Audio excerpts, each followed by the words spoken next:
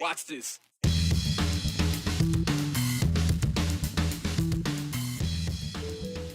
Transparency is maybe the cornerstone of modern municipal management, and there's now a new way to make sure your city is doing what you thought it was, or maybe not. Quick, name something that has been held internationally, but is now being hosted by Boise. The City of Trees has long tried to be a hotspot for high tech. Well, that global attention is getting a boost this week.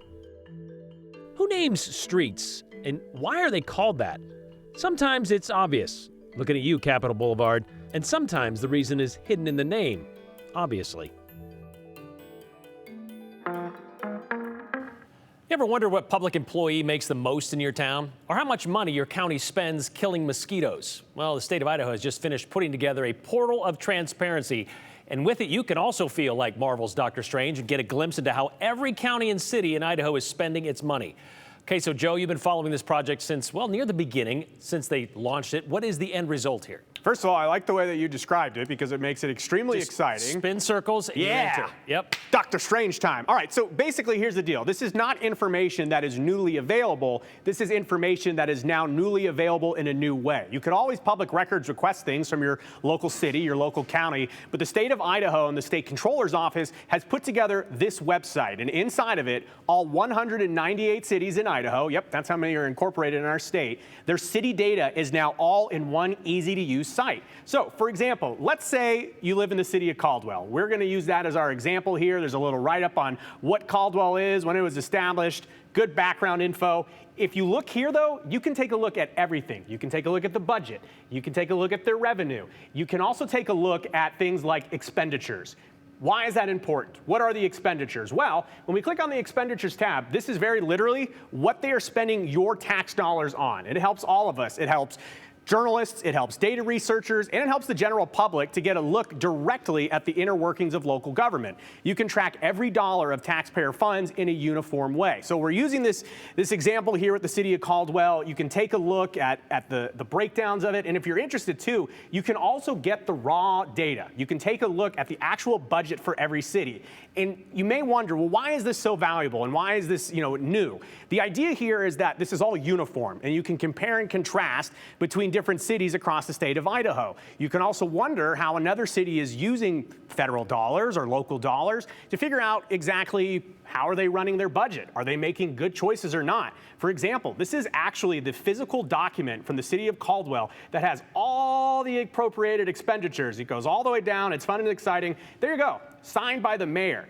So, Brian, I know that for some folks, this may be something that they never look at and they don't care about, but in terms of transparency, this is very valuable data, not just for journalists, but the people at home. One of the most common questions we get in an election season is, well, who should I vote for? We can't tell you that, but data like this can help you make an informed decision. And you can find the website right now at transparent.idaho.gov. Brian, they've got a lot of other stuff on this website as well, local government stuff, state government stuff. But I'll tell you, as a data nerd myself, this is just like an excitement of diving in. Well, maybe more people have as much fun with it as you do. All right, thank you very much, Joe. In Idaho, approximately 63% of the land is considered public. 34.5 million acres to be exact, or about 2/3 of the state. And that number puts Idaho among the top states for the amount of public land, which is why some might have challenges identifying when that land is considered private. So, okay, Hunter Funk is here now. Is with private land kind of intermingled and sometimes adjacent to public land. There's a problem here. It says the Ada County Sheriff says there's a problem with people kind of not recognizing when they're trespassing and maybe when they aren't. Yeah, that's right. One of the biggest challenges with that specifically is canals. That's where Ada County Sheriff Matt Clifford says there's a lot of canals in the area and almost all of them are on private property. In more rural areas, there are issues with people trespassing on farmland. And depending on the situation, if you find yourself on private property, you can pay quite the fine. The first conviction is an infraction with a $300 fine if no damage is caused. Now, if it's less than $1,000 in damage, it's a misdemeanor with a $500 to $1,000 fine and up to 6 months in prison. And if you just wander onto the property without realizing it, don't think you'll get away with it. Clifford says there is orange paint on fences or trees, signs are posted, or even if the fences are just up, there's no excuse. He says it's your responsibility to know what's private. And there are a number of apps out there. You can also go through the assessor's office and look to see where am I going to be, when will I know that I'm not on public land anymore or private property that I have permission to be on. So it's up to us as a citizen to know where we are and whose land we're on. And coming up at 6, we are going to take a look at another challenge facing farmers. Thieves who trespass and take crops or livestock. We're going to break down what that punishment looks like. And this just came after Canyon County just reported a theft in their area. Well, crimes like that, those go back to like before Idaho was even a state. Yeah. Rustling parts, like stealing cattle, and those laws I'm sure are still on the books, but obviously updated. Yeah, 100%. And it's crazy to me, just a little teaser, $150 or above. A cow or, a livestock in general is usually over $150. Oh, easily. Yeah, so that's a big fine. Doesn't take much. Yeah. All right. Thank you very much, Hunter. All right, hundreds of people are in town for a technology and research conference happening this week at the Boise Center. The conference, called the International Conference of Information and Knowledge Management, there's more than 100 or 800 people showing up, people from all over the world. Last year, the conference was in the UK. Next year, it's going to be in South Korea. This year, though, it's in Boise, of all places. Aspen Shumpert, I should say, two Boise State professors able to make this happen in the City of Trees this week. And these professors were excited to see all of their planning kind of come together. You said this is something that's been, I guess, in the works for a few years now. Yeah, it has been for a few years. These professors were excited to see, like you said, all of the plans come together this week. Their names are Eduardo Serra and Francesca Spinonzo. They are both associate professors in the computer science department at Boise State. They say, between applying and organizing, this was a 3-year process, but one that was worth it as they are seeing it all come together this week. They've been with BSU since 2015 and have seen the technology advances here in Boise. We had the opportunity to see how the high-tech environment of Boise is growing, right? And for us, for our university for sure, but also for Boise by itself, this is a huge advertisement because we are bringing people to get to know Boise and to get what Boise can offer. He says this is one of the, quote, top-rated conferences in the computer science field.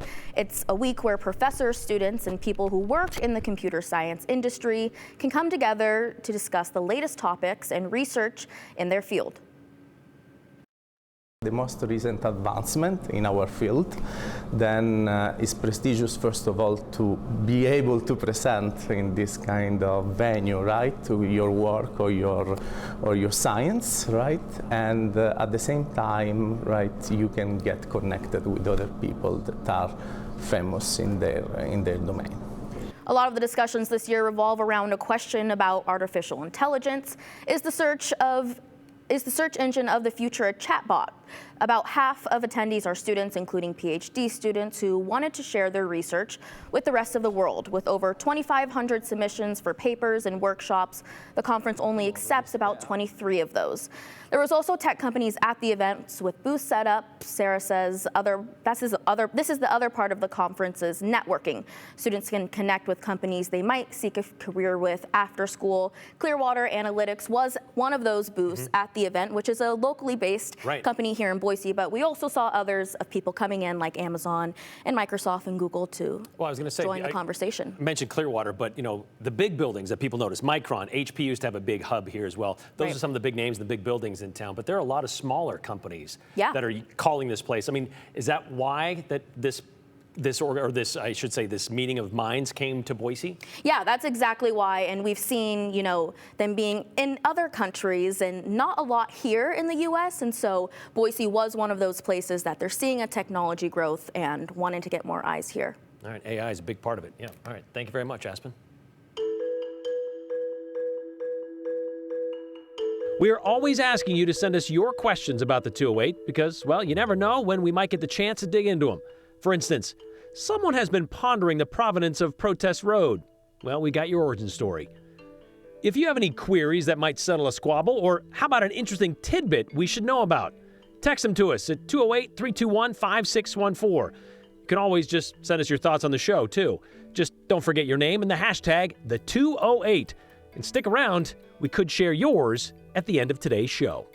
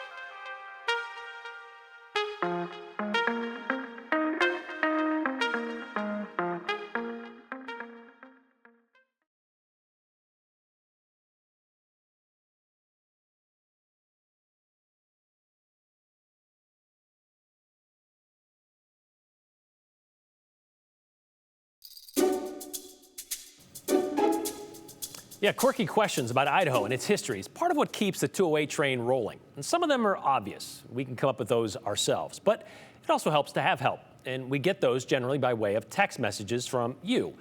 Yesterday, Lonnie sent us this. He wants to know what's the difference, or the history, I should say, of Beacon Street and Protest Road. Eastbound Beacon is perfectly lined up to see the cross at Table Rock, and I can't imagine it's only by chance that the opposite end of Beacon becomes Protest Road. You know what I've also noticed, Lonnie, is how many thoroughfares throughout the Treasure Valley become different roads the longer you're on one of them. For example, a drive north on Curtis Road, it becomes Veterans Memorial in Garden City, and then North 36th Street after you cross State Street. That all happens in just a 2-mile stretch. Well, Lonnie wants to know about the stretch between Kootenai Street and Beacon Street, the part called Protest Road. He can't imagine Beacon and Protest, they don't have some sort of connection other than asphalt. Well, Lonnie, you'd be right.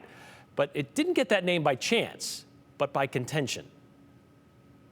The shortcut connecting the Bench and South Boise is only a third of a mile long. However, its history covers both convenience and controversy. Boise's Fire Station 4 was first planned to be built on the Bench in 1950, on the corner of Kootenai and Federal Way. The idea was for the station to serve the Bench, sure, but also the neighborhood just below, originally known as the Village of South Boise. So how would fire trucks get down the hill and over the Reidenbach Canal? Well, a road, of course. Though the plan attached to the bond Boise voters agreed to wasn't how it would end up. The road was supposed to attach Kootenai Street on the Bench to Highland Street below. Then when construction began in March of 1950, neighbors noticed its approach to Boise Avenue was much further north and farther away from South Boise homes. So more than 500 showed up to a meeting at Garfield Elementary to protest the, quote, entirely different location of the new intersection. This meeting marked the formation of the South Boise Citizens Protest Committee. Well, that connection, it would be completed, despite the demonstrators. But its name would be a nod to the dissenting neighbors. At some point, post-1950, Protest Avenue became Protest Road. As for Beacon Street, yes, Lonnie, it does line up pretty directly with the Table Rock Cross. Except Beacon Street has been on Boise maps since at least 1920. And the cross, well, that wouldn't be erected until 1956. You know, there's some speculation as to why plans changed from Highland to Beacon, and they have to do with land owned by the then mayor Potter Howard. Well, that land was located just off Beacon, conveniently, therefore pushing traffic that direction. That could make some prime location, prime retail location, right? We'll see. I don't know. We didn't get to the answer to that, or the bottom of that answer. But as for how Beacon Street got its name, maybe it was because of the Boise Airport, which at the time was located just 3 blocks to the north, where Boise State University now stands. It was Bellevue, then Belmont, and then Beacon as you worked your way north to south. Bellevue and Belmont, they became University and Denver Streets, respectively, but Beacon still exists. Well, 2 of Idaho's most known convicted criminals are asking for some legal help, while 2 of Boise's most iconic timepieces are getting a fresh update for the future. Jude Binkley has today's other bits of information you should know about Idaho. We call it the 411 on the 208. Thomas Creech is now requesting a new clemency hearing to challenge the allegations that he killed Daniel Walker in 1974. The family of Daniel Walker is also in favor of the hearing to answer any lingering questions if Creech is really the man who murdered their relative. Creech's team said that he had little to no time to address the allegation that came out in court before his last execution attempt. Creech also wants a hearing to see if it's cruel and dangerous to execute him again with the same team that messed up the last execution. An Arizona judge has granted a request to evaluate Lori Vallow's competency. Vallow has been in an Arizona jail for nearly a year since being extradited from Idaho. She's serving multiple life sentences in Idaho after she was convicted last year and faces 2 counts of conspiracy to commit murder in an Arizona court. Court records show 1 count is for conspiring to kill her former husband, Charles Vallow, and the other for trying to kill her niece's ex-husband. Vallow's attorney filed for an assessment to determine whether she is competent to stand trial or not. Because the judge granted the request, her February 2025 trial date has been vacated. U.S. Attorney Josh Hurwitz announced a new election complaints program today. The program's dedicated to addressing any complaints of voting rights concerns, threats of violence to election staff, and election fraud. 3 assistant United States attorneys will serve as district election officers to handle Election Day complaints around the state. Complaints about possible violations of the federal voting rights laws can be made directly to the U.S. Attorney's Office. Hurwitz also says FBI agents will be available in each field office. Heads up, the Boise Depot will be closed until December for repairs and maintenance. That means the free guided tours and Sunday open house are on pause, but those are scheduled to resume December 8th. The iconic 40-foot clock tower at Ann Morrison Park is officially starting its relocation process. For the next several weeks, crews will be working on restoring the clock. That includes giving it a fresh coat of paint and installing 4 analog clock faces, which the city of Boise says will have a nostalgic feel. Once restored, it'll be located in the middle of the park near the interactive fountain. And that's the 411 on the 208. I'm Jude Binkley.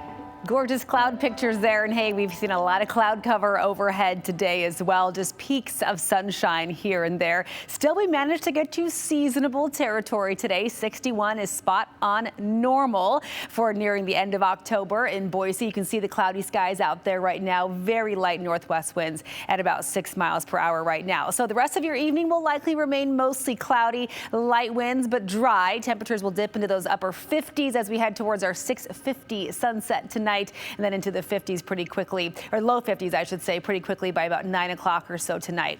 Tomorrow morning will start off a lot like today started, mostly cloudy, temperatures in the mid to upper 40s in the morning and dry. However, there is a cold front and a system brewing off the west coast that will start its eastward trek during the day tomorrow and will likely tap into this plume of moisture that's been sending the clouds our way today. And that will drive a quick round of valley rain and some high elevation mountain snow our direction tomorrow evening. So let's time this out for the Boise area tomorrow. Again, the majority of our day is dry. I wouldn't cancel necessarily any outdoor plans before sunrise, but later in the evening, maybe towards 7 or 8 o'clock, that's when I expect that rain to fire up across the Boise area. It will start much earlier in the day west of Boise, so west central mountains, lower Treasure Valley. We're talking more maybe 2 to 4 o'clock in the afternoon. Temperatures will still hit seasonable territory in the Boise area tomorrow, but the areas that get impacted by the cold front first, like McCall, Ontario, they will not see the full warmth potential tomorrow, so only upper 50s for that high in Ontario.